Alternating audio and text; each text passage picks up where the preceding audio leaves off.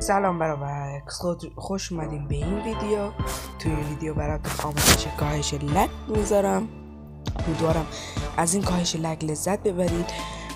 توی این کاهش لگ براتون از تنظیمات و 2 تا برنامه بهتون معرفی میکنم. واقعا گوشی من، بچه‌ای که دنبال کردن منو میدونن گوشی من خیلی لگ میزنه، پس این آموزش میدم تا آخر این ویدیو ببینید، ولی اگه نبینید نمیتونید گوشیتون رو کاهش لگ بدید.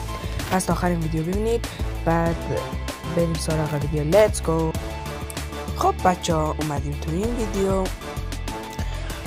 میدونید چجوری میخوام براتون کاهش لگ رو آموزش بدم.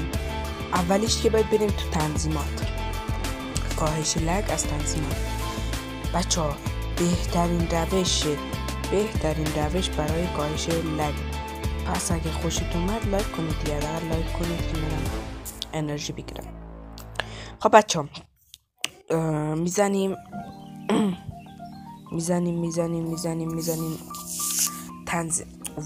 یادم رفته بچه 2 دقیقه بصبرید من اینو پیدا کنم. بازنشانی. بچه روی بازنشانی میزنیم. بعد روی بازنشانی همه تنظیمات میزنیم. این تنظیماتتون رو ریست میکنه. مثلا حداقل دی پی آیتون رو میگیره. مثلا چی بود، دی پی آیتون رو عوض میکنه. گوشیتون رو کلا روی حالتی که مثلا تازه خریدین میبره. یعنی خیلی کاهش لگ میده. من واقعا باورم نمیشد. اینو اینجوری کردم، واقعا خیلی کاهش لگ پیدا کردم. خب دیگه یه برنامه هم بهتون معرفی میکنم. افزایش دهنده سرعت بازی. میریم داخلش. افزایش دهنده سرعت بازی اینجا دمای گوشیتون رو بهتون نشون میده، پینگتون رو نشون میده، حافظه گوشیتون رو نشون میده. ابزار گرافیکی میزنید، روی رزولوشنشون رو روی 960 بزنید، واقعا لگش کاش میده. اگه گوشیتون میکشه مثلا تا 90 fps رو بزنید رو 90 fps، کیفیتش هم رو اسموت بذارید و روی بعدی بزنید، میبره سرعت بالا بردن بازی یا گوشیتون رو. بعد بهینه سازی میشه گوشیتون واقعا افزایش سرعت رم رو میزنید. بعد رو همین میزنید، تمام برنامه هایی که داره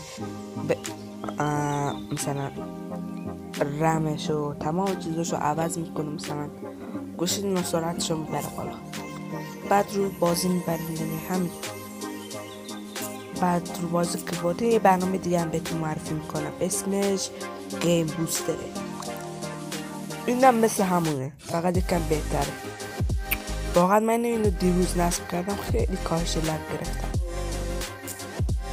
این دوتا رو بذارید رو اکتیو.